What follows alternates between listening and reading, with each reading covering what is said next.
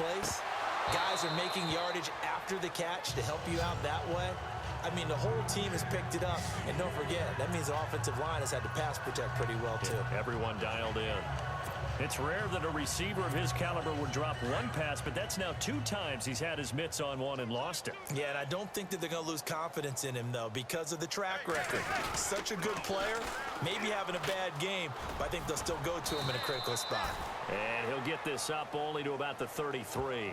It's a gain of about 3, but it's going to leave him with 3rd and still 7 yards to go. You know how we get focused at end of the half and into the game situations about how much time's on the board and, you know, what you need to do? Sometimes you don't even have to worry about that. That's just smart football. You know, that kind of a lead, staying in bounds, it burns clock, even in a situation that we're not really focused on it. And he'll be out of bounds after getting this one across the 40. A giant first down, Manning to an open Beckham. Eli to OBJ. What a combo. And really, how do you defend them when they're on their game? Absolutely, and they're on their game in this one. That's really what this offense is predicated on, isn't it? It really is. It's explosive plays, and it doesn't matter whether Eli throws it 3 yards or 30 yards. OBJ can provide that. No gain on the play. It'll be 2nd down.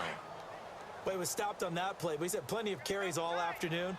Every now and then the defense is going to win one, but I don't think they'll shy away from handing it to him the rest of the game. Now Perkins.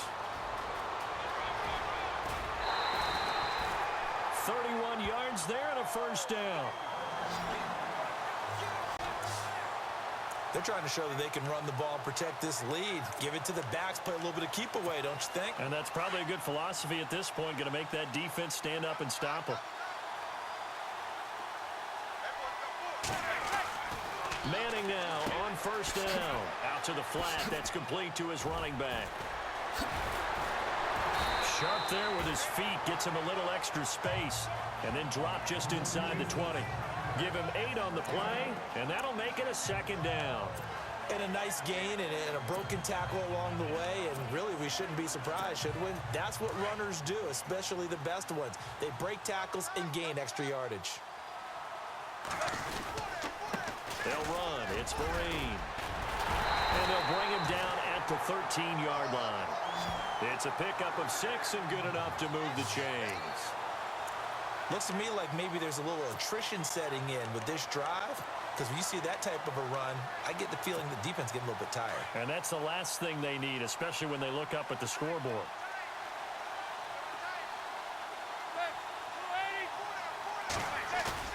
Now a play fake here on first down. And incomplete. He dropped it in the end zone. I know you felt like saying touchdown there, didn't you, partner? That looked like a sure 6 points, but the contact jarred it free. Got his hands on it, could not hold on through the end of the play.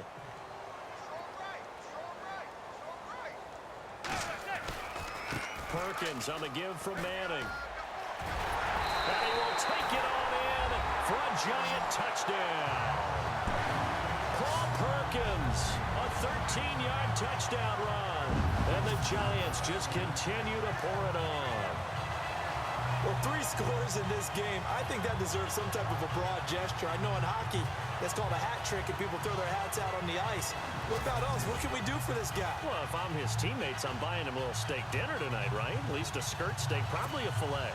Oh, you're going big. I like that. Yeah, I mean, skirt at minimum, skirt filet steak, at maximum. You can't give the guy a skirt steak. That's true. Filet, There you go. 10 ounce, 16 ounce. Porterhouse. Fine.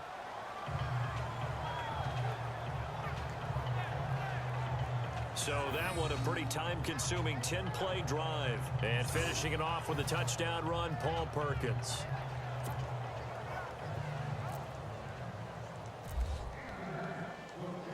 Rosas now to kick this one away. Fielded about a yard deep. And he'll take it up past the 25 to the 26-yard line. And out come the Dolphins now.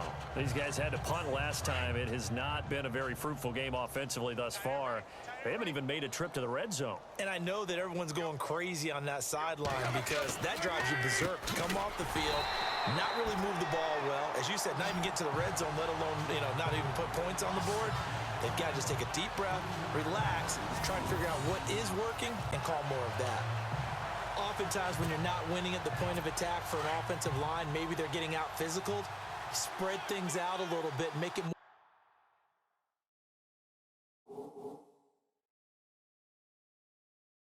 of a one-on-one blocking scheme. Then you don't have to win it physically. You just have to win it by position. That may open things up for your running backs. And his throw here's incomplete. Well, too much oomph, too much mustard there on that pass. They really turned it loose, didn't they? Really cut loose with that one. Sharp, strong. Didn't lead to a completion, though. Made it very difficult.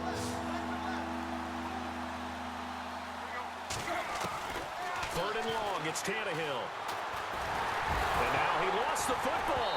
Tannehill loses it. And they're set up in a golden position here right around the 10-yard line. Well, that's a down and distance coaches always talk about trying to avoid, isn't it? I mean, that's third and long. And you just know they're pinning their ears back and coming after him, sometimes even with extra pressure. And he knew that. I mean, he knew they were coming. He just fumbled it. Yeah, he knew it. The offensive line knew it. Everyone did, yet the pressure was still there, and he ended up coughing it up. And they'll start this drive with very good field position. First and goal, Perkins. He gets this down to the 3, but no further. Brought the power run out of the bag and got a couple extra yards with it. A good run, 8 yards there, and it'll be second and goal. Another good run for him. What else is new? That'll put him right at 150 yards for the game, so he's really made his presence felt in this one.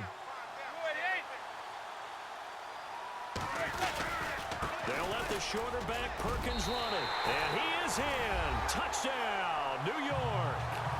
Paul Perkins, a 3-yard touchdown run. And the Giants take advantage of the turnover to put up 6. And let's not forget he had the receiving touchdown earlier. Now a trio of rushing touchdowns. Quite a performance. Diversification, that's all you can talk about.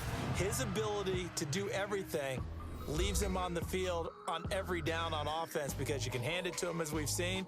Would you say 3 rushing touchdowns? And, of course, throw it to him where he's caught 1 as well. Back now here at MetLife Stadium.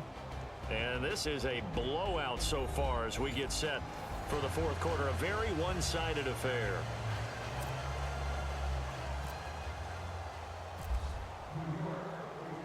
Rosas now to kick this one away. This fielded a few yards into the end zone. And the decision to bring it out will cost him about 5 yards as he'll get this only back to the 20.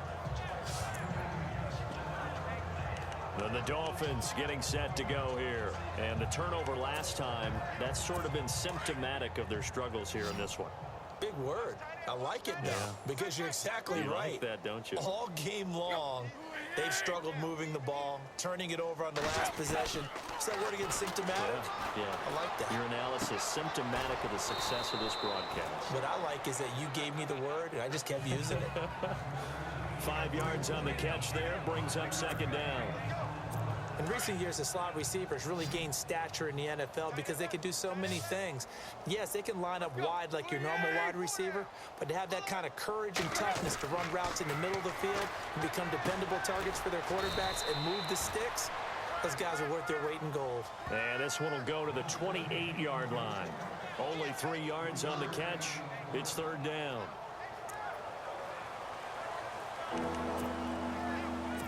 And on third down, a nickel formation here defensively.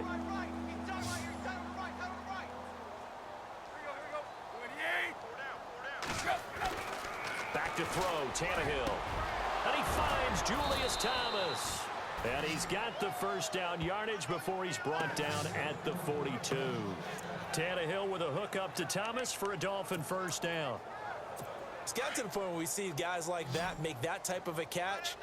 Not fair goes through my brain. That size, that speed, and now they're acting like wide receivers too. Yeah, tight end one-handed catches. They're kind of like wide receiver one-handed catches nowadays. Just not right. Looking to go back to Thomas again, and now it's second down. Another wayward pass. You know, things started out poorly in this game, and to be frank, they just really haven't gotten much better. And all that does is embolden the secondary. They feel good about what's going on, and they just play better and better. They set up the screen to Ajayi. And he'll get it into enemy territory just across midfield at the 49. Give him 9 yards on the second down screen play. For a second there, I thought that might break big. Screen pass. Looked like it was coming together. Looked like there was an opening. Still, ended up with a solid game. Tannehill going to throw on 3rd and 1. And it's a short one here, complete to his tight end. And he'll be taken down, but not before getting this inside the 30. And they're able to convert on 3rd with a solid gain of 23. As far as tight ends go, this guy's not a speed burner. He's much more of an inline blocking type of a tight end.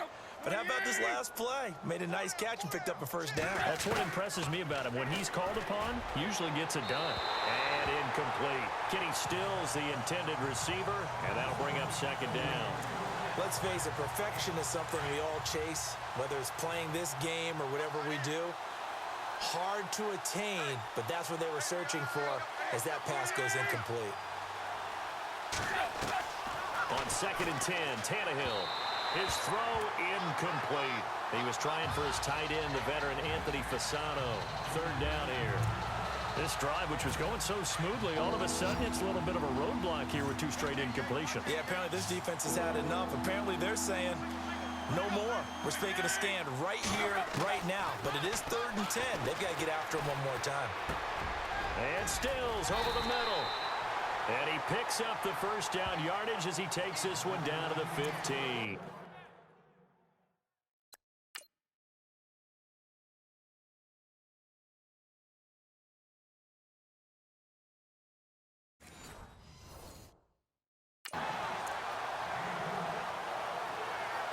Now this will be the 9th play on this drive.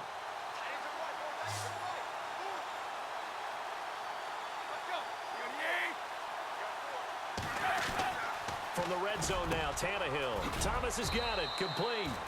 And now they're inside the 10 as he's brought down at the 9. A gain of 6 there on 1st. Now that's staying ahead of the chains. Really good pickup on 1st down, hitting the tight end there. Now it brings up a 2nd and manageable. Just found a hole in that zone. Tannehill throwing again. And incomplete there. A nice hit. Jars the ball free and brings up 3rd down. You get a tight end like this, and you know he's used to dishing out punishment, but here, he's one that has to absorb the contact, and as a result, unable to hold on to the football. Throwing again is Tannehill. This will be caught at about the 6. And he will take it in for a Dolphins touchdown. So they will get on the scoreboard here. Give them credit for that. Too little, too late, but no 0. Oh, you're going slow clap on me. Not very nice, is it? No, but they haven't been very nice on offense. It's been a struggle. And they make the score a little bit more respectable here in our final quarter of play. That one in the books as a 12-play drive.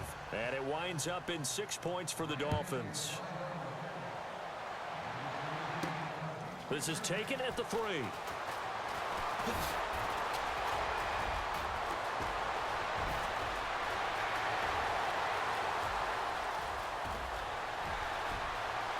Touchdown, Giants. Sterling Shepard, 97 yards. And the Giants have got it on cruise control.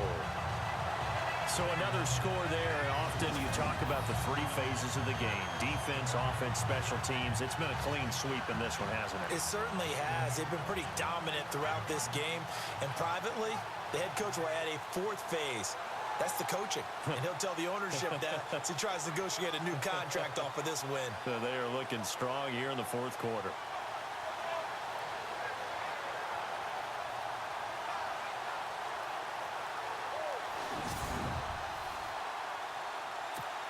Rosas now to add the PAT.